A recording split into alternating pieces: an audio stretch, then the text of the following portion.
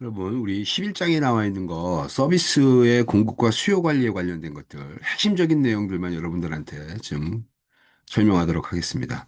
사실 이 내용은 이미 앞에서 여러분들 서비스의 이러한 수요 특성에 대한 것들은 기본적으로 설명을 하면서 이제 했던 부분이라, 다시 한번 이렇게 간단하게 좀 보도록 하겠습니다. 서비스 공급과 수요 관리에 대한 일반적인 그러한 전략은 다음과 같이 이렇게 어, 레벨링 전략하고 하나는 추정 전략이 있어요. 요거의 개념은 간단합니다, 여러분들. 요게. 요 두 가지 전략의 특징은 바로 뭐냐면, 우리 한번 보도록 하겠습니다. 월요일 날이,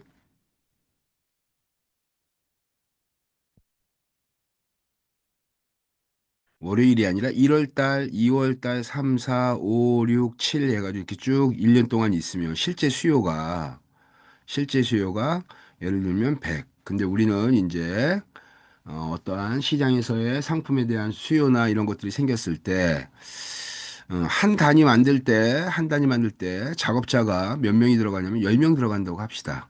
이게, 어, 한 단위 만들 때. 그러니까 실제로 직원들에 대한 공급 능력에 대한 것들은 하나 만들 때 10명 들어가니까 100개 만들면 이제 100개면 너무 크네. 우리 10개로 합시다. 10개. 그래서 하나 만들 때 10개니까 실제로 10개의 제품이 필요하면 이제 100명의 직원이 필요한 거죠. 이게 그래서 15 이렇게 하면 150명, 그 다음에 5명 하면 어떻게 돼요? 여기에 50명, 그 다음에 6개가 필요해? 그러면 60명, 그 다음에 뭐 80개가 필요해? 그러면 80명, 150개, 그러면 여기 150명, 이렇게. 여러분, 이거 보세요. 한 단위 만들 때 10명 들어간다고 하면, 실제 수요가, 1월달 수요가 10개 있으면, 이러한 이 조직의 공급 능력을 요거 비율대로 해서 요거 맞춰주는 거예요, 이렇게. 지금 여러분들 어때요? 지금 뭘 쫓아가고 있는 거죠? 시장에서의 수요를 시장에서의 수요를 이제 쫓아가고 있는 형태죠. 시장에서의 수요를. 이게 15개 하면 이제 15개고 단위가 커지니까. 그래서 실제로 수요가 발생하는 요 인원수에 맞춰서 요 수량에 맞춰서 공급 능력을 여기다 맞춰주는 거예요. 한 개 만들 때 10명이 투입된다고 한다면. 그래서 이런 형태로 즉 뭘 쫓아가는 거죠? 실제 수요를 쫓아가는 거죠. 뭐가요? 공급이 수요를 이렇게 쫓아가는 거예요. 요 전략이 바로 뭐냐면 추종 전략이에요. 이게 그래서 찰스라고 하는 이 수요를 추종하는 전략을 쓰는 방법이 요게 이제 바로 이런 형태. 그래서 우리 요 특성 한번 봅시다. 요런 특성. 요런 특성은 요거 특징이 이렇게 돼요. 달 말에 1월 말에 어떻게 돼요? 플러스 50명을 더 공급하는 채용하는 거죠. 그래서 150이 되고 2월 말에는 어때요? 전체 150명이 필요해서 고용했다가 3월 달에 5명, 5개에 대한 수요니까 50명이 필요하니까 여기서 어떻게 돼요? 마이너스 100. 레이오프 시키는 거죠. 임시 휴직 시키는 거예요. 예, 그래서 일거리가 생기면 다시 불러주고 없으면 잠시 이렇게 무급 휴직하고 그래서 이런 형태로 일이 있을 때 채용하거나 일이 없으면 다시 쉬게 하고 하는 형태. 이런 형태의 이 전략이 바로 추정 전략입니다. 이 추정 전략은요, 일반적으로 직원들이 어떤 직종에서 주로 쓰이냐면 큰 학습 과정이라든지 내가 어떤 노력과 어떤 반복되는 학습 과정이 필요 없이 굉장히 간단한 교육으로 바로 투입할 수 있는 형태의 직종. 이게 그 다음에 레이오프 시켜가지고 일시적으로 휴직을 시켰다고 하더라도 얼마든지 노동력을 필요에 따라서 그때그때 채용할 수 있는 충분한 노동 인력을 갖고 있는 그런 직종들. 이게 그러니까 예를 들면 어떠한 일을 하는데 어떤 교육 훈련을 한다든지 학습화를 한다든지 어떠한 능력이 필요한다든지 이것이 필요할 경우에는 그런 사람을 찾아야 되니까 실질적으로 채용하는 것이 쉽지가 않죠. 근데 어떤 일 누가 오든지 간에 다 할 수 있는 일. 어. 굉장히 이렇게 간단한 그러한 어, 단순 작업 같은 것들. 그래서 여러분들 요런 형태의 직종이 주로 어때요? 이게 외국 같은 경우에는 주로 어떤 직종이냐면 캐셔 같은 것들. 단순 이제 캐셔 버튼 눌러가지고 계산해주고 이거 계산원 같은 그런 직종 이게. 그다음에 마트에서 이렇게 단순하게 이렇게 상품 배열한다든지 이런 것들을 하는 단순 노무직이라든지 그런 형태가 바로 이렇게 수요 추종 전략에 쓸 때 적합한 그러한 업종이고 그러한 특성이 나타나게 됩니다. 그다음에 균일 공급은요, 레벨링 전략을 쓰는 거예요. 이 공급에서 이 레벨을 쓴다는 얘기는 이렇게 평준화 전략을 쓴다는 거거든요. 그러니까 실제로 이런 수요가 생겼을 때 시장 내에서 이렇게 수요가 생기면 요걸 어떤 형태로 가냐면 평균적인 인력을 해가지고 여기다가 예를 들면 80명씩 쭉 해서 1월 달도 80, 2월 달도 80, 3월 달도 80 이런 형태로 쭉 유지되는 거예요. 그래서 요걸 그래프로 그리면 레벨 전략은 이렇게 돼요. 즉 바꿔 얘기하면 시간이 흘러가면서 어떤 형태가 되냐면 실제 수요는 어떠한 피크를 걸려서 이렇게 변동성이 나타나는데 공급 능력은 어떻게 된다? 공급 능력은 이렇게 안정적으로 이렇게 안정적으로 유지시켜준다.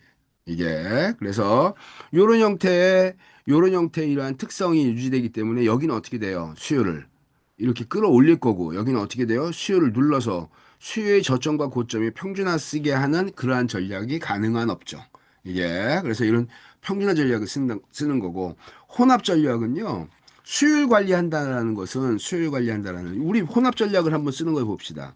다음과 같이 수요가 이렇게 어떠한 특정한 기간에 피크로 올라오는 계절적 특성이 나타난다고 한다면 1년 동안 레벨 전략을 쓰면서 요기 수요에서는 플러스 단기 파트타이머를 고용을 해가지고 공급 능력을 이렇게 올리는 거예요. 이렇게 이런 형태로 일정한 최소한의 인원은 절대 해고하지 않고 쭉 가다가 수요가 피크로 올라왔을 때 이때 단순 어떠한 기간제 파트타이머를 써가지고 공급 능력을 이렇게 높이게 하는 그러한 형태. 그래서 수요를 관련해서 이게 근무표를 작성한다든지 특정한 수요 시간대에 맞춰서 어, 이 직원들을 늘려준다든지 그런 형태로 이 근무표 같은 거 이런 것들 짜는 게 바로 이게 서비스 업종에서의 혼합 전략의 한 예가 될 수 있어요. 그래서 서비스 공급의 수요 관리 같은 것들 이런 것들은 여러분들 알아두면 좀 좋을 것 같습니다. 그 다음에 여기서 뭐 저기 균일 공급에 관련된 것들은 사실 이제 이렇게 돼요. 균일 공급 같은 경우에는 시장의 수요를 이제 안정적으로 관리하니까 시장의 수요가 피크로 올라오는데 이렇게 돼서 공급 능력을 균일하게 유지해 준다는 전략이에요. 그래서 시장에서 수요 관리를 한다는 그러한 측면이 있고 추종 전략은 공급 능력을 어떻게 관리하냐에 대한 것들이에요. 이게 그래서 이렇게 일정하게 유지되면서 요거를 안정적으로 저점과 고점을 이렇게 차이를 줄이게 하는 거는 바로 뭐냐면 수요를 분할하는 겁니다. 수요를 이걸 디맨드를 디컴포지션 분해한다는 뜻인데 즉 비수기 판매 같은 거 있죠.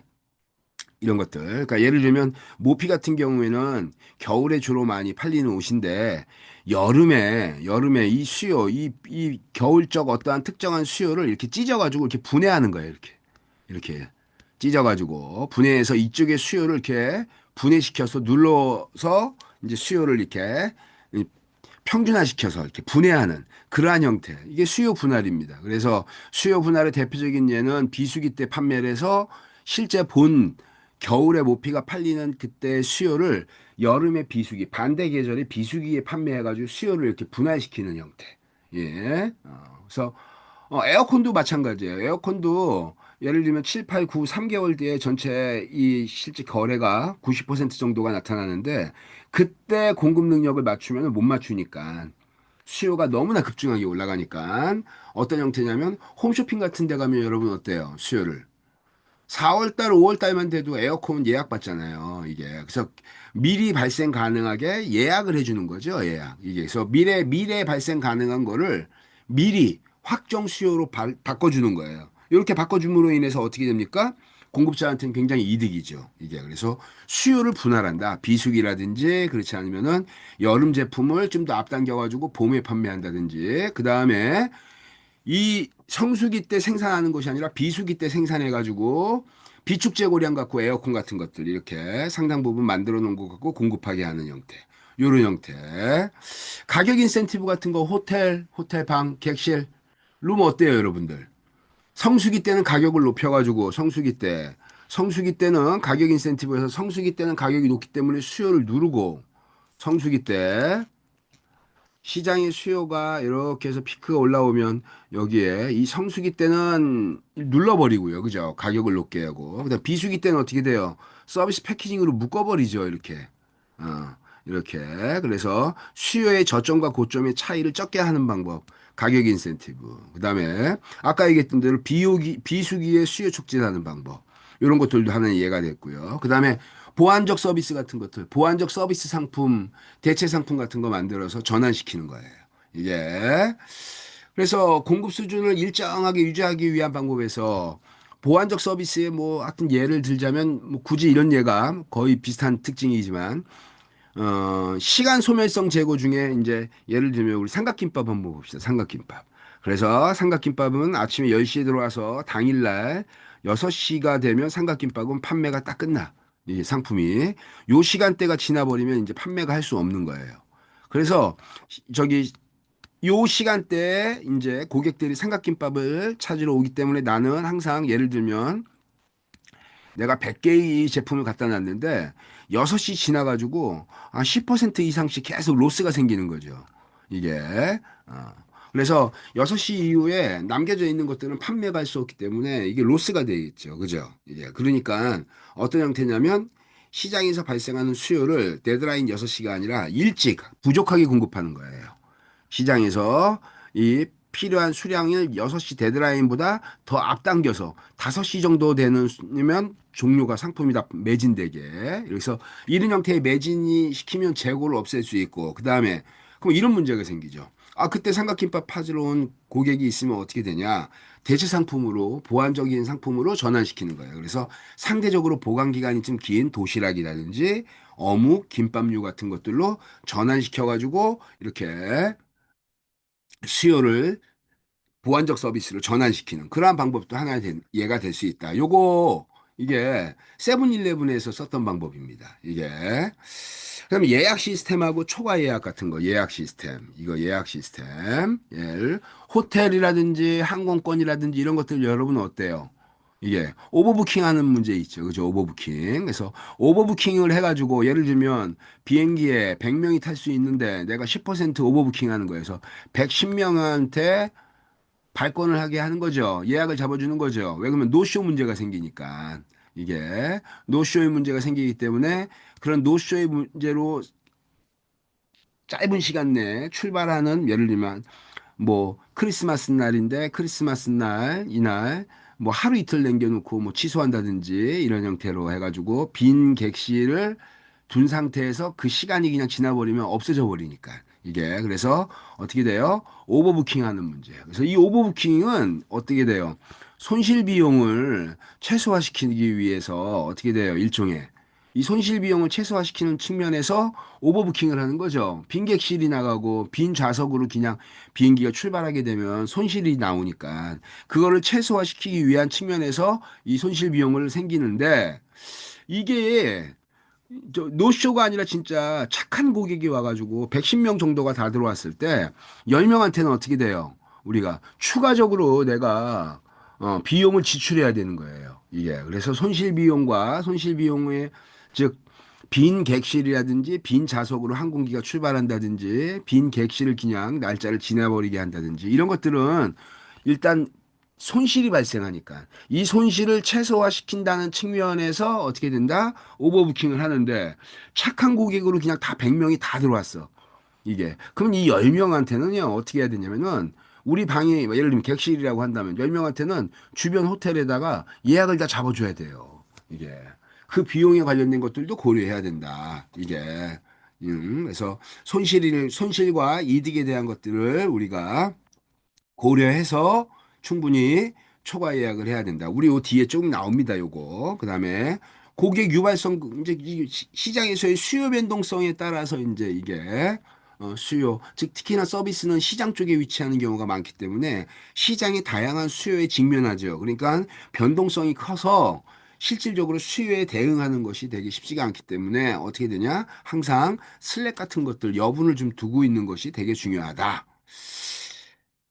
그다음에 여기 수요를 이제 쫓아가는 거예요. 이게 능력을 공유한다든지, 이게 능력 공유한다는 문제 한번 예를 들어 볼까요? 능력 공유하는 것은 바로 뭐냐면, 뭐, 이런 게 될 수 있어요. 이게 코드 쉐어링이라는 게 항공사가, 그러니까 스타 얼라이언스, 그 다음에 뭐 스카이팀 이런 전략적 제휴를 맺은 이런 자기 항공사들의 전략적 네트워크가 있잖아요. 그 네트워크에서 어떻게 돼요?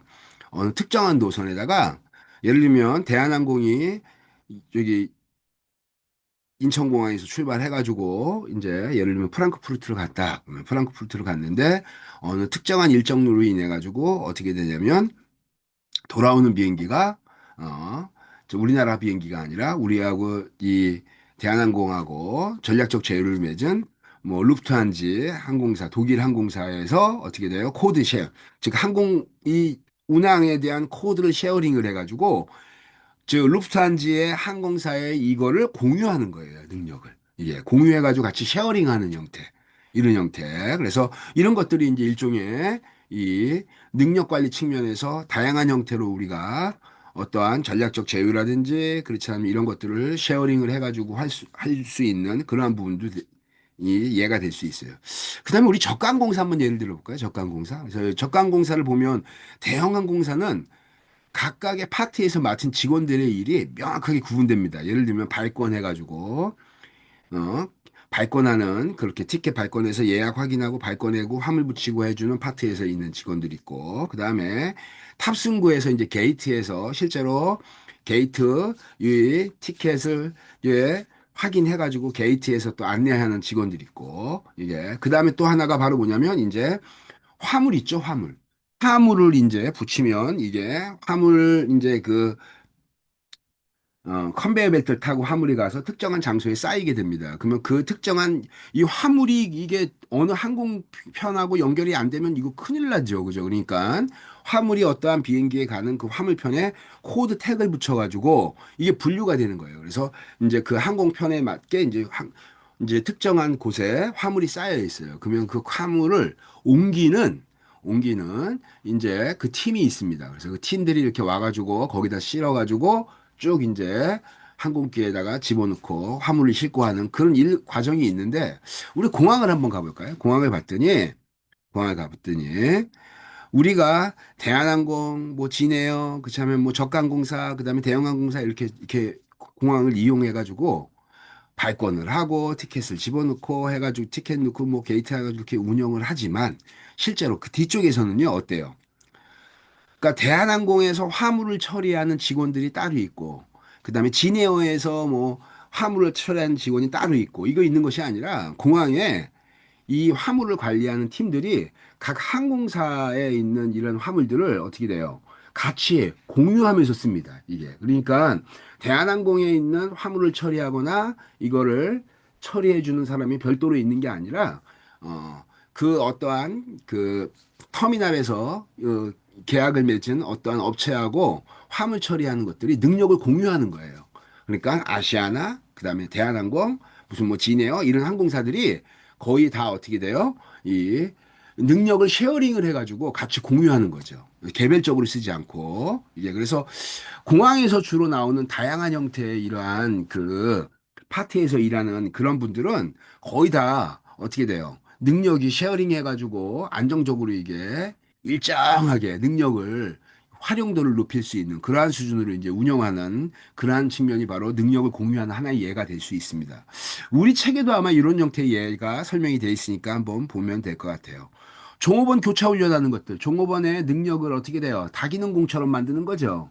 이게 그래서 이게 효율적으로 일을 할 수 있도록 교차 훈련시키는 거예요. 그러니까 예를 들면 나는 티켓 발권만 했어. 그러면 발권 외에는 아무것도 못해. 다 업무를 잘 몰라서. 근데 이거를 발권도 해보고, 그 다음에 게이트에 가서 서비스도 해보고, 그 다음에 뭐 탑승구에 들어가서 탑승구 안에서 또 어떤 업무를 하고, 이런 것들을 교차 훈련시키게 되면 다기능 공이 되잖아요. 능력을. 내가 여러 가지 일을 할 수 있는 이러한 그러한 멀티플레이어가 되기 때문에 다양한 형태의 종업원들을 어떻게 돼요? 이 교차 훈련을 시켜가지고 능력을 어디 들어가도 그 일들을 일할 수 있도록 이렇게 종업원을 다기능공, 즉, 이 다양한 일을 할 수 있는 교차 능력이 지원이 가능한 그러한 이런 직원으로 교육 훈련시키는 거. 요것도 되게 중요하죠. 그죠? 이게 어느 분업화 시켜가지고 어느 특정한 일만 하는 것이 아니라 일정 기간 동안 다 이렇게 경험할 수 있도록 교차 훈련을 시켜놓으면 어떤 파트에 들어가도 다 일을 할 수 있게 되겠죠.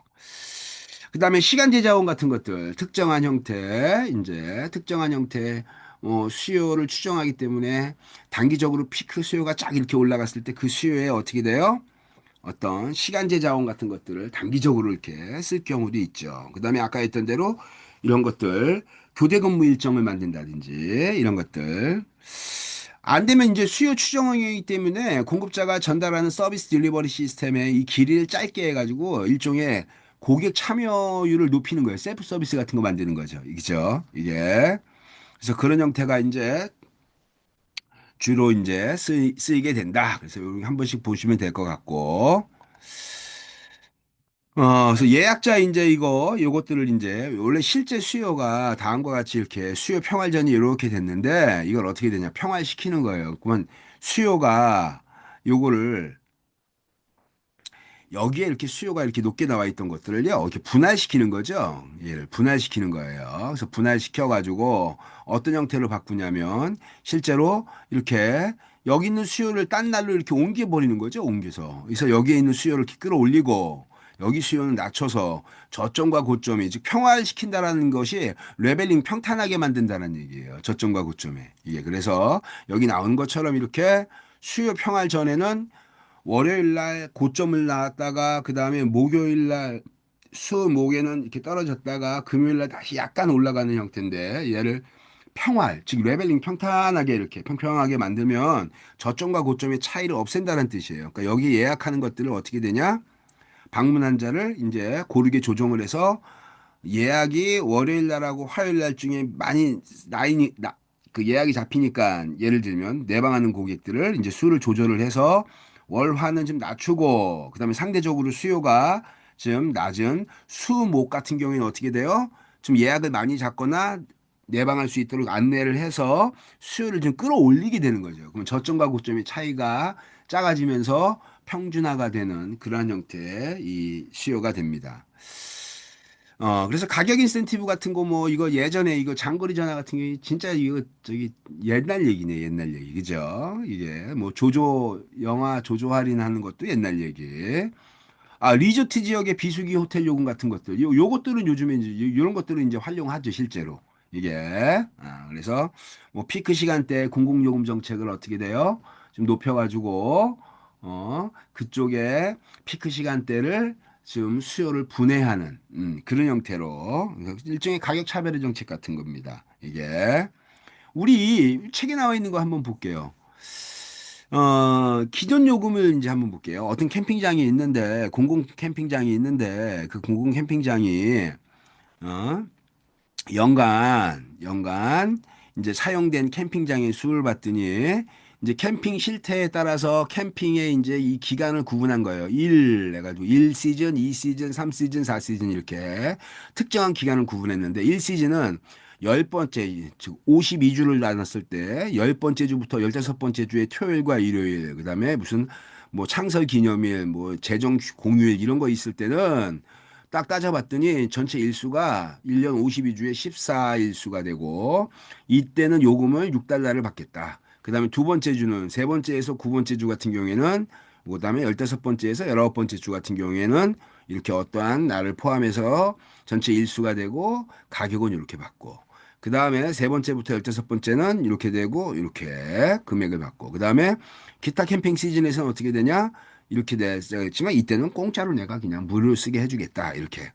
그래서 1년 365일, 1년 365일 주말에 항상 어떻게 돼요? 2.5달러를 받는 요런 형태의 운영해서 차별 요금 1, 2, 3, 4 시즌에 맞춰서 이렇게 차별 요금을 썼을 때 수익이 어떻게 발생하는 거야? 이걸 비교한 거예요. 그래서 일제로 이용자 수를 봤더니 1시즌에서 원래 사실은 이 기존 요금 요걸 구분하는 요때 요게 기존 요금이 2.5달러일 때 이때는 1, 2시즌에 대한 개념도 별로 없죠. 그냥 1년 365일 어떻게 돼요? 2.5달러를 받는 거예요. 그래서 이거를 시즌별로 구분해 봤더니 5,890일 캠핑장이 이용됐고 이렇게 이용해서 어떻게 됩니까? 여기다가 곱하기 바로 2.5 한 거예요. 그냥 2.5. 여기 2.5 했어요. 이게. 그래서 2.5 한 값으로 얼마가 나왔다? 이게 64,941달러가 이렇게 이제 금액이 나온 거죠. 이게.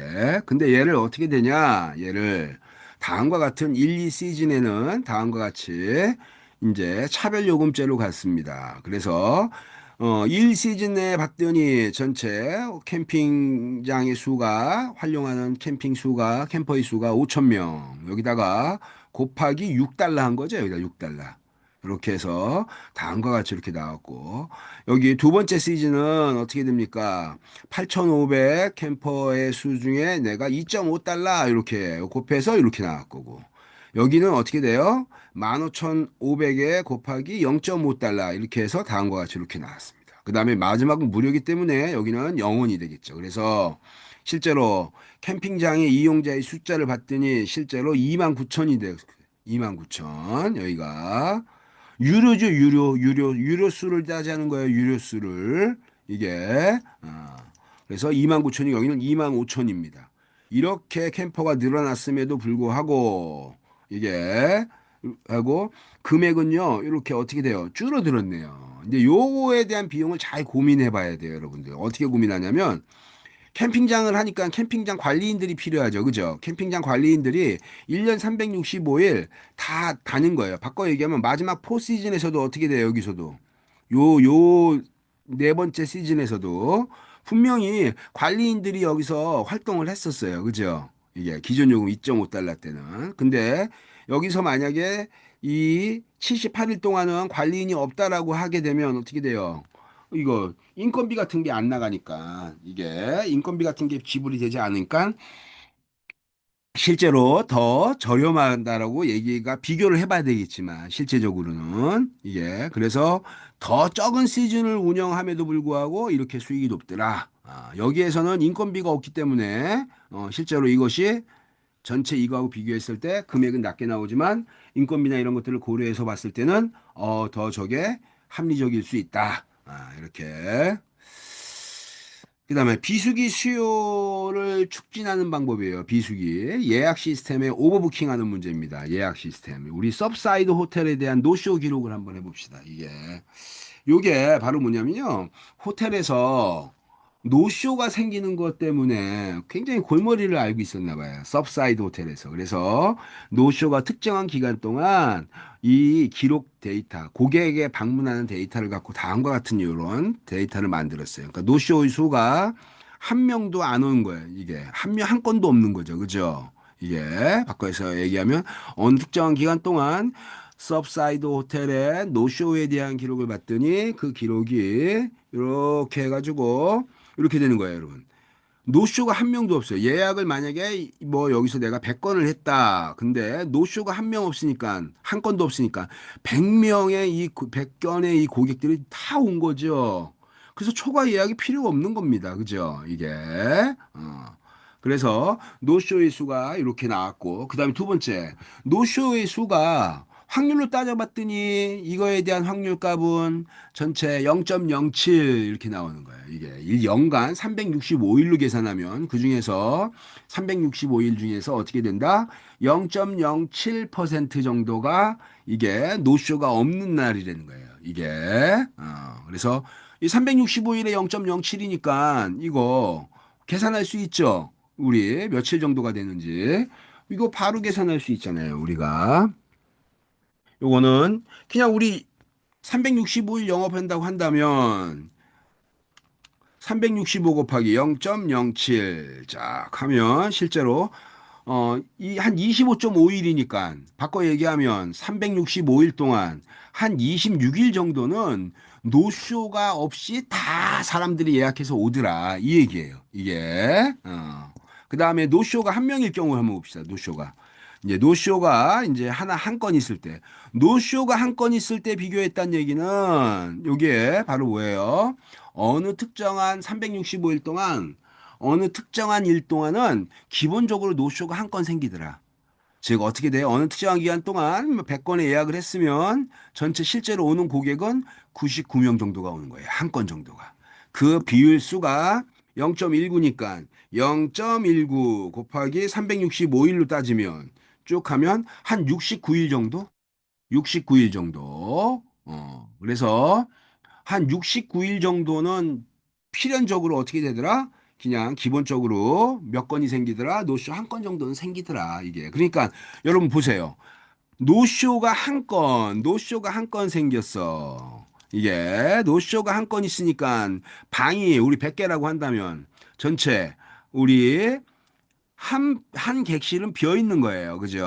한 객실이 비어 있는데 내가 그걸 예상을 해서 내가 초과 예약 건수를 하나를 하면 어때요?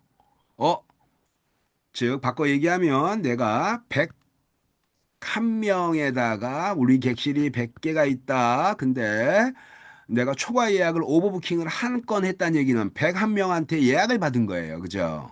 예약을. 그랬더니 한 건이 안 왔네. 한 건 안 오니까 마이너스 1 안 오니까 어떻게 돼요? 100명이 쫙 다 그대로 다 객실 100건을 100개를 다 사용할 수 있게 되는 거죠. 아주 이거 되게 좋은 방법이죠, 여러분들. 이게.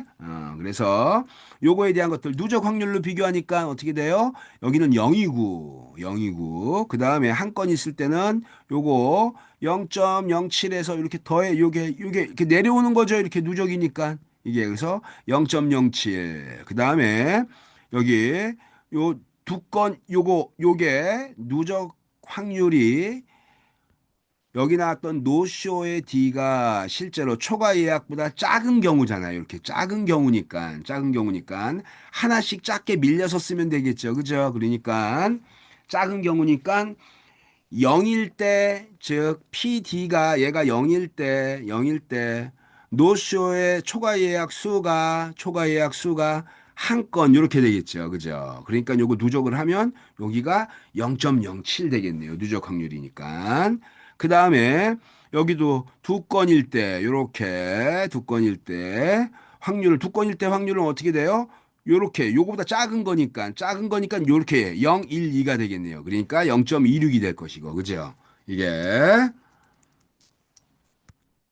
그래서 다음과 같이 이렇게 전체 확률 값을 이렇게 노쇼가 나타나는 건수는 전체 우리 이렇게 되더라. 이렇게 1년 365일 봤더니 아무리 많아도 9건 이상 정도는 없더라. 이게 그래서 초과 예약 수를 이제 9건 안 왔으니까 9건 오버부킹 하면 되겠네요. 그죠? 이렇게 해가지고 전체 누적 확률을 비교했더니 거의 이제 1에 가까워지는 거죠. 그래서 우리 이거 갖고 아까 비용에 대한 것들을 한번 계산해 보겠습니다. 노쇼에 관련된 것들을 이렇게 쭉 이렇게 돼 있어요. 그러면 기대에 대한 손실이에요. 여러분들 확률이 이렇게 돼 있고 우리 대각선으로 이렇게 된 거 봅시다. 이렇게 대각선으로 이렇게 된 거. 여기로 대각선으로 이렇게 됐다는 얘기는 여러분들 이렇게 이해하시면 돼요. 노쇼가 한 건도 없는데 초과 예약도 한 건도 없으니까 금액은 0이에요. 0. 그죠? 0. 이게 그러면 우리 1 봅시다. 1. 내가 노쇼가 한 건 있었어. 노쇼가 한 건 있으니까 어떻게 돼요? 초과 예약도 한 건 하면 플러스 마이너스 여기 마이너스 1 여기 플러스 1 되니까 0이 딱 맞죠. 그죠? 이렇게. 그래서 대각선은 어떻게 되냐? 노쇼의 건수와 초과 예약 건수가 일치하는 경우예요. 여기도 볼까요? 여기도 이렇게 해서 보면 5건이 노쇼가 생겼는데 5건 오버부킹 했으니까 일치하는 거죠. 이게 초과 예약 건수는 플러스만큼 더 하는 거죠. 그죠? 알파만큼. 여기는 노쇼는 어떻게 돼요? 예약해놓고 안 나타나는 거예요. 그러니까 마이너스 알파가 되겠죠. 그죠? 이렇게. 그래서 여기도 마찬가지로 이렇게 보면 여기는 9명 노쇼에 9명 오버부킹 이렇게. 그래서 우리 요거 갖고 우리 책에 있는 요거 하나만 하면 됩니다. 여러분들 12장에서는. 그래서 우리 11장에서는 여기에 나와 있는 요 하나만 갖고 하면 되니까 요걸 갖고 쭉 해서 보면 어떤 형태가 되냐면 우리 일단 노쇼에 대한 기대값을 한번 계산해 볼까요? 이 노쇼에 대한 기대값. 이 노쇼에 대한 기대값은 일단 이렇게 곱하면 되겠죠. 이렇게. 그죠? 그러면 어떻게 됩니까? 0 곱하기 노쇼에 대한 기대값. 즉 평균을 구하는 거예요. 1년 동안 노쇼에 대한 모든 확률을 곱해 가지고 빈도하고 확률을 곱하니까 바로 어떻게 돼요? 평균값 구하는 거죠. 이걸 다 합치면 이게 그래서 얘는 어떻게 돼요? 100분의 7, 얘 100분의 요거, 저기 19 이렇게 나오니까 다 합치기만 하면 어떻게 됩니까? 100분의 얼마 이렇게 나와서 합치면 그게 곧 평균이 되는 거죠. 그래서 기대값을 구하면 여기 0 곱하기 0.07 이렇게 0 곱하기 0.07 더하기 1 곱하기 0.19, 2 곱하기 0.19 다 더하는 거예요. 이렇게. 그죠? 그래서 이거 갖고 0.07 더하기 1 곱하기 0.19 곱하기 2 곱하기 0.22 더하기 요건 더하죠. 이게 더하는 겁니다. 이렇게. 여기는 곱하고 이렇게. 요거 더하기 4 곱하기 0.12 뭐 이렇게씩 다 곱하는 겁니다, 여러분들. 그래서 합산하는 거예요. 그래서 이 전체 합산을 하면 기대값이 얼마가 나오냐면 바로 3.04가 나옵니다. 3.04. 3.04. 이게 그래서 기회 손실 비용이 3.04가 나와요. 기대 손실 비용이. 그래서 여기는 이제 어떻게 되냐면 빈 방이 하나 발생한 상태로 보내게 되면 빈방 하나가 발생했을 때 어떤 정도의 이제 손실이 발생하냐면 빈방 하나당은 80달러의 이제 손실 비용이 발생하는 겁니다. 이게 그래서 빈방이 있는 상태에서 그대로 이거를 이제 지나버리게 되면 방 하나당 손실 비용 빈방 하나당 80달러의 손실 비용, 손실이 생길 거고, 이제, 이게. 근데 만약에 여러분들 요 개념을, 그래서 기대값이 3.04가 나왔으니까 여기다 곱하기 어떻게 돼요?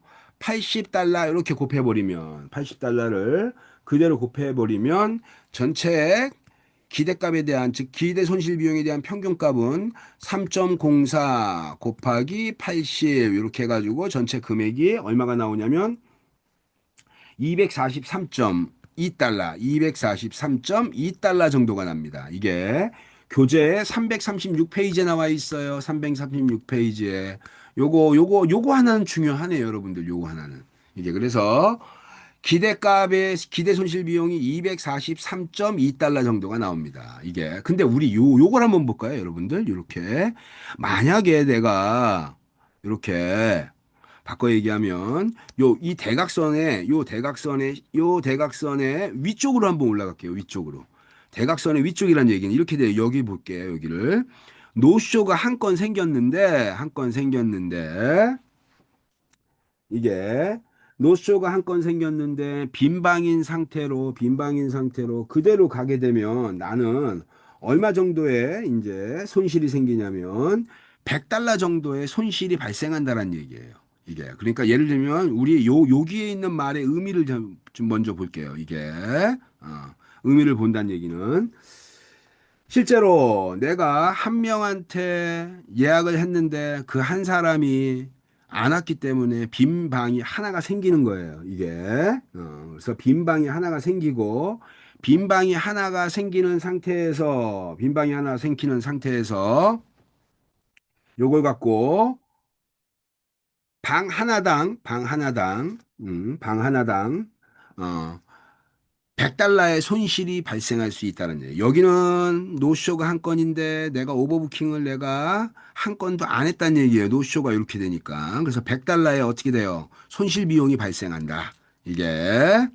그래서 여기 책에 나와 있는 것들을 쭉 해서 봤더니 여러분들 어때요? 이게 지금 우리 교재에 나와 있는 책하고는 좀 다르네요. 이게 교재에 나와 있는 것들은 어떻게 돼요? 교재에 나와 있는 것들은 여기에 나와 있는 이 금액을 정확하게 쭉 해서 책에 있는 걸 봤더니 방 하나당 200달러의 손실이네요. 100달러가 아니라 여기는 이거 예전 버전의 이 자료 같아요. 이게 예전 버전의 자료에서는 100달러로 나왔는데 우리 책에서는 이게 몇 달러로 나왔냐면 200달러로 나왔습니다. 200달러. 이게 그래서 실제로 이게 실제로 발생하는 금액은 실제로 발생하는 초과 예약 손실표에서 발생하는 이 비율을 보면 방 하나당 다 이게 오류가 생겼네요. 이게. 그러니까 방 하나당 얼마가 생겼냐면 여기가 80달러.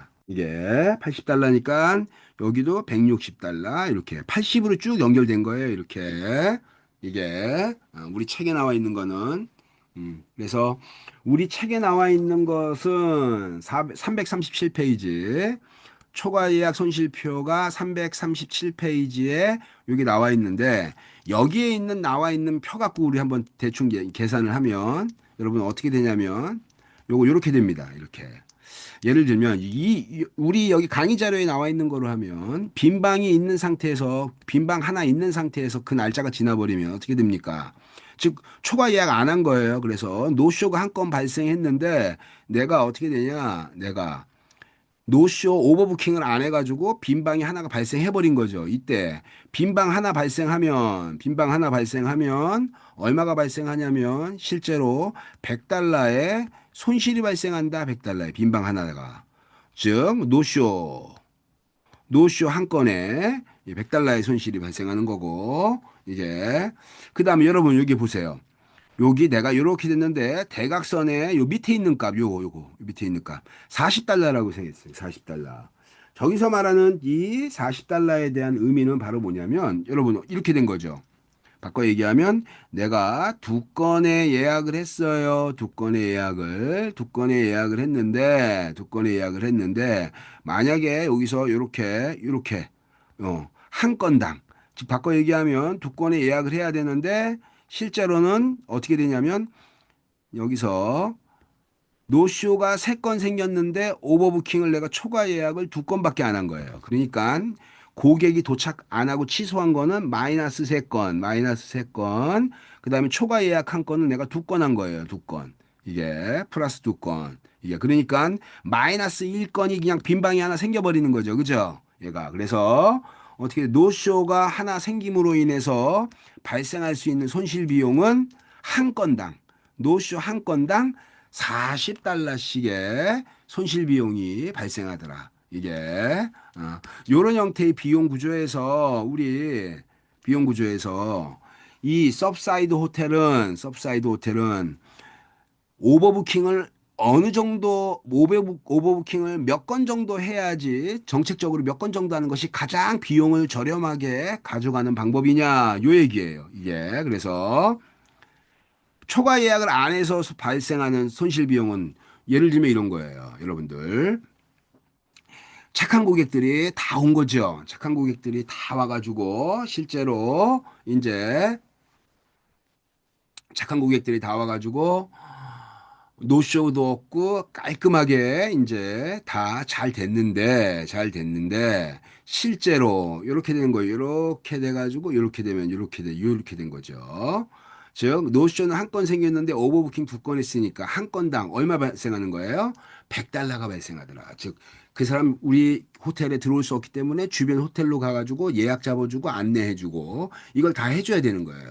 이건이 생기면 여러분 기분 되게 나쁘겠죠. 그죠? 내 예약했는데 왜 이게 안 해주는 거야? 이렇게 기분 나쁠 수 있기 때문에 기업 이미지라든지 이런 것들 때문에 함부로 초과 예약을 많이 할 수가 없겠죠. 그죠? 이게 그래서 우리 이 노쇼의 확률값과 돈 발생하는 건들 요게 요렇게 해서 우리 어떻게 됩니까? 요거에 대한 것들 기대값을 쭉 다 계산하는 거죠. 이렇게 확률값에다가 그래서 요걸 그대로 계산하면 어떻게 됩니까? 여기 0.07 곱하기 실제로 어, 한 건일 경우 한 건도 없을 경우 한번 봅시다. 한 건도 없을 경우는 0.07 곱하기 이렇게 곱하는 거예요. 곱해가지고 어떻게 돼요? 다 썸하는 거죠. 썸했더니 전체 몇 달러가 나왔냐면 내가 노쇼가 발생하지만 우리는 오버부킹 한 건도 안 하겠다라고 하면 전체 손실 비용은 121.6달러가 나오는 겁니다. 이거 다 곱하면 돼요, 여러분들. 곱해서 합하면. 이게 두 번째. 오버부킹을 내가 이렇게 못함으로 인해 생기니까 요렇게 요 곱하는 거죠. 이렇게 한 건일 경우. 한 건일 경우는 여기에 나와 있는 것대로 그대로 계산하면 전체 91.40달러. 두 건일 경우에도 마찬가지 이렇게 곱하는 거죠. 이렇게. 어. 그래서 요 대각선의 위쪽은 어떻게 되냐? 초과 예약 건수가 부족해서 발생하는 거고, 그 다음에 노쇼 밑으로 떨어지는 거는, 노쇼 밑으로 떨어지는 거는 실제로 어떻게 됩니까? 초과 예약보다 노쇼가 많아서 생기는 손실인 거예요. 손실. 그래서 이거에 대한 것들 기대값을 다 계산했더니 영서부터 우리 호텔 서브사이드 호텔은 한 건도 안 해. 한 건 하는 정책, 그다음에 두 건 하는 정책, 세 건 하는 정책 해서 전체 모든 확률값을 이렇게 비용을 계산했더니 0일 때는 120일, 여기는 90일, 여기는 87, 여기는 115. 그래서 건당 전체 비용을 계산했더니 가장 저렴한 비용이 어디예요? 여기 있네, 여기. 이렇게 87.8달러. 고로 가장 기회 손실 비용을 최소화시킬 수 있는 이 오버부킹을 어떻게 돼요? 1년 내내 두 건 정도 오버부킹 하는 것이 어떻다? 이 호텔은 가장 비용을 저렴하게 시켜주는 이런 방법이다. 그래서 우리 회사는 서브사이드 호텔은 1년 365일 동안 초과 예약의 정책을 몇 건을 한다? 두 건을 유지하면서 하는 것이 가장 비용적으로 저렴하다. 요 얘기 나온 거예요. 이게. 그래서 어쨌든 요런 형태로 요 문제를 풀 수가 있다. 요거 336페이지, 337페이지에 반드시 보기 바랍니다. 요거 반드시 여러분들 볼 수 있도록 요거 계산하는 문제. 그 다음에 뒤에 나와 있는 것들은요, 공급 능력에 대한 것들은 뭐 여기 나와 있는 것처럼 고객 참여 증대시키고 뭐 서비스 능력 공유하고 교차 훈련시키고 이런 것들 이마 다 얘기했던 거고. 그다음 우리 요거 봅시다. 요거 이게 리조트 호텔에서 계절별 고객 층별 객실을 할당하는 거예요. 쫙 해서 이게 공급 능력을 할당하는데 성수기 때는 즉 여러분 우리 이거 똑같은 게 바로 뭐냐면 항공권이 이렇게 좌석이 이렇게 배송이 이렇게 항공권 좌석이 배정돼 있는데 옆에 타고 있는 내가 여기 타고 있는데 옆에 있는 사람의 이 항공권의 가격이 나하고 다른 사람의 가능성이 높아요. 이게 어.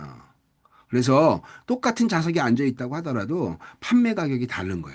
이게 그거 왜 그래야 되냐? 이게 바로 여기 항공권 좌석을요. 여러분 어떤 형태로 가자면 리조트 호텔에서 호텔에 대한 룸도 마찬가지고 항공권도 마찬가지고 성수기 전체 1년 동안 성수기 30%는 어떻게 되냐?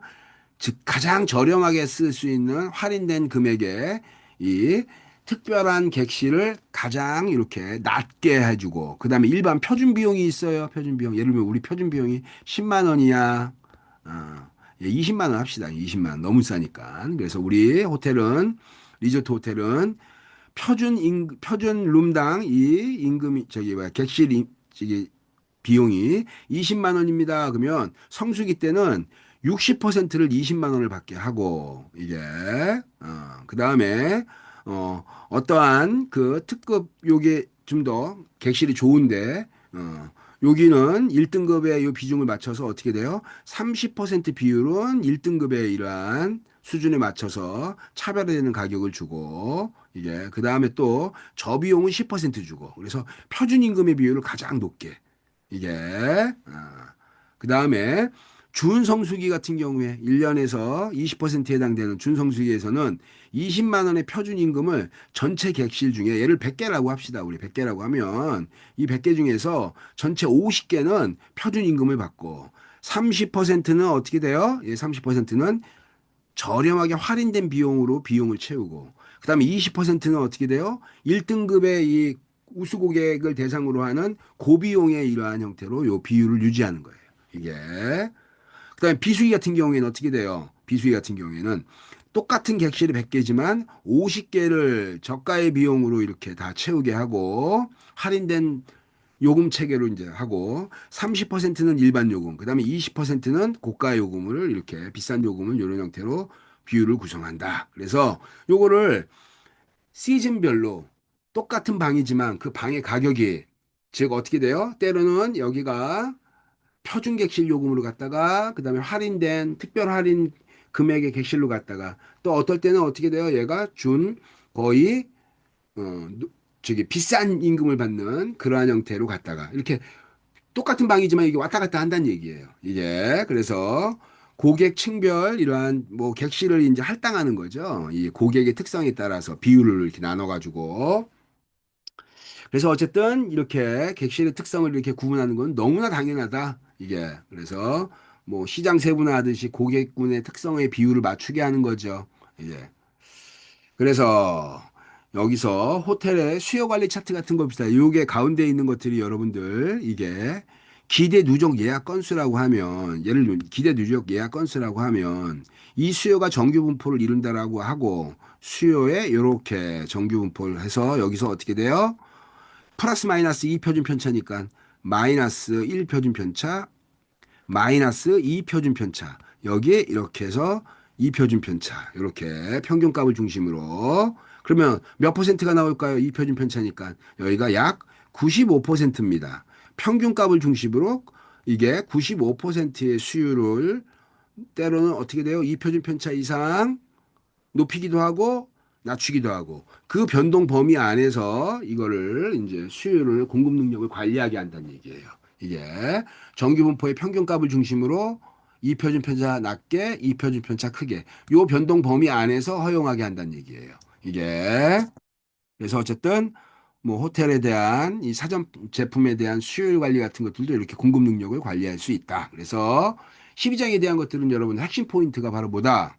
아까 얘기했던 전략 같은 거 있죠, 여러분들. 맨 앞에 나와 있던 요거 수요와 공급에 대한 일반 전략, 균일 공급하고 추정 전략 이런 개념들을 좀 정리를 하면 될 것 같고 그 다음에 여기서 요 수요, 즉 균일 공급 전략에서 주로 쓰는 방법 이런 것들, 이런 것들을 얘기하는 겁니다. 지금 이렇게 이런 것들, 이런 것들이 중요한 개념이니까 요것들은 좀 정리를 하면 좋을 것 같습니다.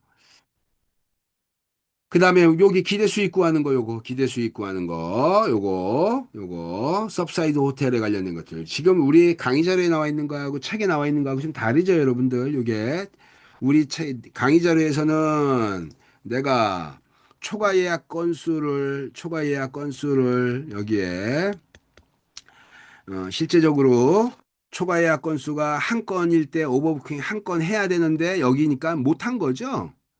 오버부킹 못한 거예요. 즉, 내가 초과 예약 건수를 한 건도 안 해가지고, 한 건도 안 해가지고, 어떻게 돼요? 한 명이 더 온 거죠. 그죠? 아니, 한 명이 더 온 게 아니라, 어, 그쵸. 초과 예약 건수가 실제로, 하나가 발생했는데, 하나, 한 명이 발생했는데, 초과 예약 건수를 하나도 못했기 때문에, 실질적으로 빈 객실이 이제, 여기에, 어, 잠깐만. 여기 네네네, 그렇죠. 이게 그래서 노쇼의 수보다 초과 예약 건수가 이 0을 중심으로 나와서 위에 있는 한 건은 바로 얘기하면 못한 거죠. 이게 그래서 고객한테 직접 어떻게 돼요? 이 가야 되는, 즉, 초과 예약을 함으로 인해서 착한 고객들이 다 온 거예요. 이렇게. 그래서 착한 고객들이 다 와야 됐는데 내가 오버부킹을 한 건 함으로 인해서 어떻게 돼요? 한 사람한테는 내가 객실을 줄 수 없기 때문에 주변에 안내해가지고 객실을 안내해야 되는, 왜 주변에 있는 호텔에다가, 경쟁 호텔에다가 이렇게 예약을 잡아줘야 되는 그런 문제가 생기는 거죠. 그랬을 때 이렇게 100달러가 발생한다. 지금 내가 여기는 100달러라고 했지만 우리 교재 337페이지에는 이게 한 건당 얼마가 돼요? 200달러가 나왔고, 빈 객실일 때는 어떻게 돼요? 여기는 40달러로 나왔지만 그 책에는 80달러로 나왔다. 이렇게.